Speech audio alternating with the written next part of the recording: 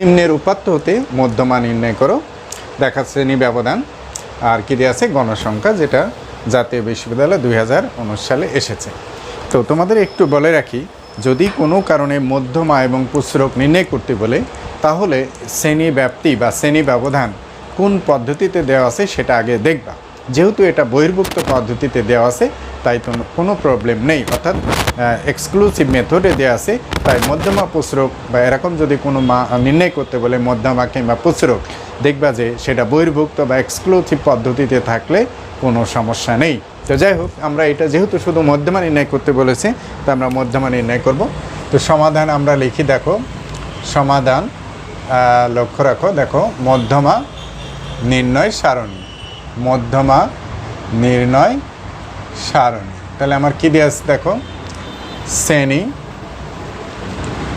ব্যাপ্তি বা শ্রেণী ব্যবধান দেওয়া আছে, যেটাকে আমরা বলি সিআই, ক্লাস ইন্টারভেল। তারপর দেওয়া আছে কি গণ সংখ্যা, যেটাকে আমরা বলছি এফ, ফ্রিকোয়েন্সি।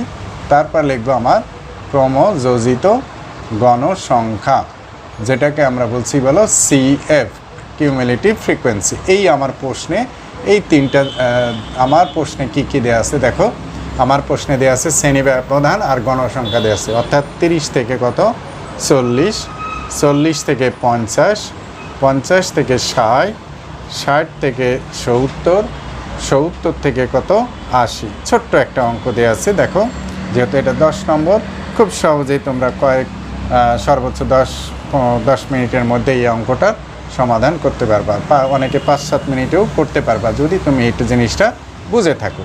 তো যাই হোক, এই একটা গেল। এই আমার প্রশ্নে দেওয়া আছে গণসংখ্যা দেওয়া আছে 10, তারপর কি বলো 15, 27, 25, 10। তাহলে এন হচ্ছে টোটাল ফ্রিকোয়েন্সি। টোটাল ফ্রিকোয়েন্সিটা কত আমরা এখন যোগ করে দেখব যে টোটাল ফ্রিকোয়েন্সিটা কত হয়। তাহলে হচ্ছে 10 যোগ হলো 15 যোগ হলো 27 যোগ হলো 25 যোগ হলো 10, তাহলে কত হলো বলো 80। তাহলে আমার কত হলো 87 হলো আমার ফ্রিকোয়েন্সি।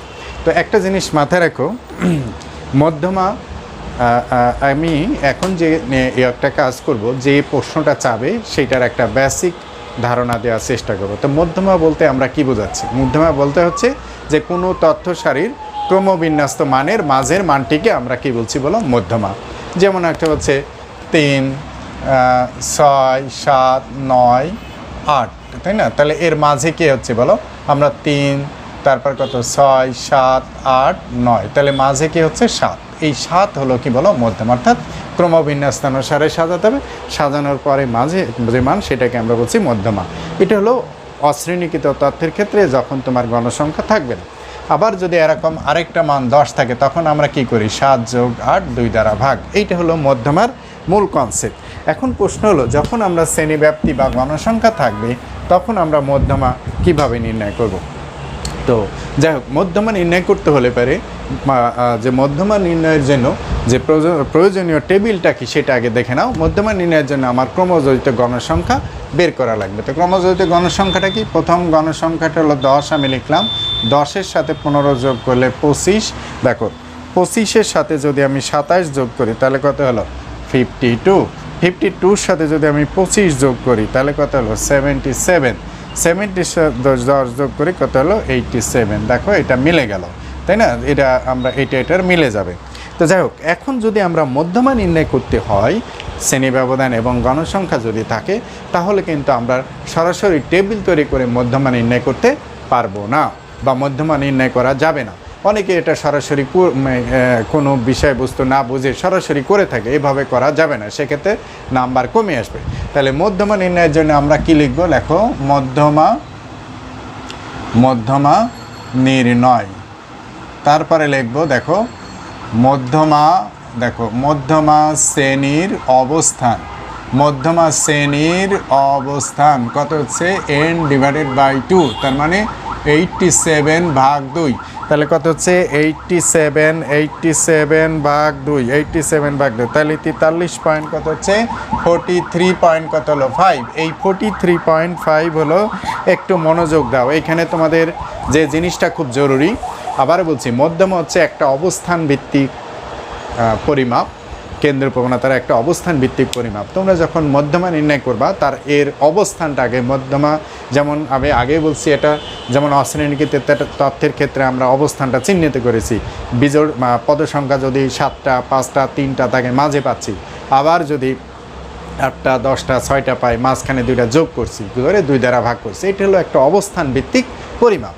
ঠিক তাহলে আমার মধ্যমা নির্ণয় করতে হলে এই শ্রেণী ব্যাপ্তি এবং গণসংখ্যা যদি থাকে তার অবস্থান আগে চিহ্নিত করতে হবে, অর্থাৎ কোন শ্রেণীতে মধ্যমা পড়ে, মধ্যমার মানটা পড়ে সেটা আগে চিহ্নিত করতে হবে। সেই চিহ্নিত করার ফর্মুলা হচ্ছে n/2। আচ্ছা, কেউ n+1 ডিভাইডেড দিতে পারে, এটা কোনো সমস্যা হয় না, তোমরা এভাবে করতে পারো, কোনো সমস্যা নেই। তাহলে এইখানে হচ্ছে 43 পয়েন্ট কত হলো 5। এই 5 পয়েন্ট সংখ্যাটি ক্রমযোজিত গণসংখ্যা খুঁজতে হবে। দেখো অবস্থান যা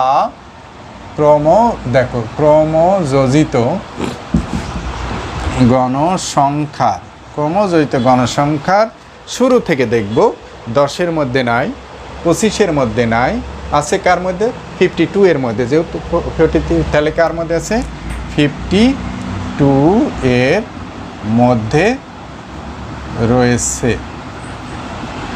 ঠিক আছে, সুতরাং দেখো, সুতরাং মধ্যমা শ্রেণী, দেখো মধ্যমা শ্রেণী এই 52 বরাবর কত হচ্ছে 50 থেকে 60।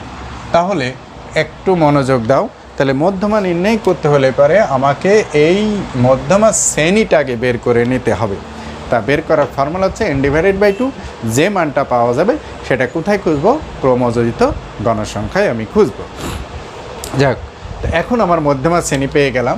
তাহলে আমরা দেখো, আমরা জানি মধ্যমা, দেখো mi সমান l+n/2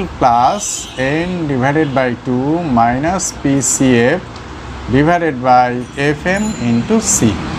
এই হলো আমার মধ্যমা নির্ণয়ের সূত্র। এটা অবশ্যই আমরা ব্যাখ্যা দেব। দেখো এখানে এল হচ্ছে মধ্যমা, দেখো মধ্যমা শ্রেণীর নিম্ন সীমা, মধ্যমা শ্রেণীর নিম্ন সীমা। তো মধ্যমা শ্রেণী কোনটা? মধ্যমা শ্রেণী আমরা এই যেখানে পেয়েছি লিখছি 50 থেকে 60, তাহলে 50 হলো কত আছে, নিম্নে আছে। এরপর দেখো সূত্র অনুযায়ী এল পাইলাম, এরপর n/2 সমান আমি কত পাইছি, দেখো 43.5। এফ হচ্ছে, দেখো এফ হচ্ছে আমার, দেখো আচ্ছা n/2 পেলাম, তাই না? তাহলে আমার এটার ব্যাখ্যা গেল। FM হচ্ছে, দেখো মধ্যমা শ্রেণীর গণসংখ্যা, মধ্যমা শ্রেণীর গণসংখ্যা, অর্থাৎ মধ্যমা শ্রেণী 50 থেকে 60, এর গণসংখ্যা কত 27। আচ্ছা, এরপর আছে দেখো PCF বলছে, দেখো মধ্যমা শ্রেণীর, দেখো মধ্যমা শ্রেণীর দেখো মধ্যমা শ্রেণীর ক্রমযোজিত গণসংখ্যার, দেখো পূর্বের শ্রেণীর ক্রমযোজিত গণসংখ্যা, মধ্যমা শ্রেণীর ক্রমযোজিত গণসংখ্যা কত 52, তার পূর্বে কত আছে 25। আচ্ছা, সি হচ্ছে, দেখো মধ্যমা শ্রেণীর, দেখো শ্রেণী ব্যবধান কত হলো 10, অর্থাৎ 50 থেকে 60-এর ব্যবধান কত হলো 10। তাহলে এল এর মান আমি কত পাইছি বলো 50, n/2 মান আমি কত পাইছি 43.5, PCF এর মান আমি কত পাইছি, দেখো PCF অর্থাৎ মধ্যমা শ্রেণীর এটা হলো 25, তাই না?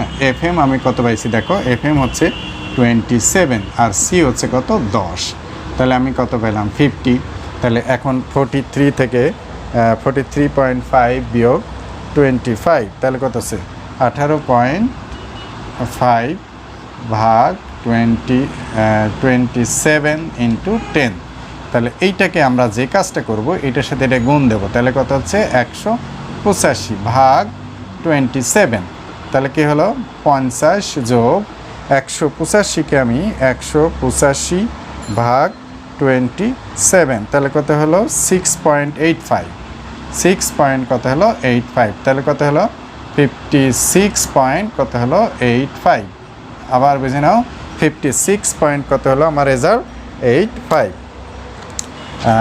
আবার একটু লক্ষ্য রাখো, এইখানে কয়েকটা জিনিস একটু মনোযোগ দাও। তোমরা কিন্তু যখন এই মধ্যমা প্রচুরক গাণিতিক গড় এইভাবে শ্রেণীকৃত শ্রেণী ব্যবধান গণসংখ্যা দিয়ে থাকবে, তখন কিন্তু এই ব্যাখ্যাটা অবশ্যই দেবা। ব্যাখ্যা দিলে আর ব্যাখ্যাটা মনে রাখলে পরে অঙ্ক কখনোই ভুলবে না, এবং এটাই হলো সিস্টেমেটিক। ওকে, তো যাই হোক, আমরা যেহেতু তোমাদের আমার লেখা এটা বই, এই বইয়ে সমস্ত অঙ্কের সমাধান দেওয়া আছে। আমি এম হাসান আলী, সামাজিক গবেষণা পরিসংখ্যান, এটা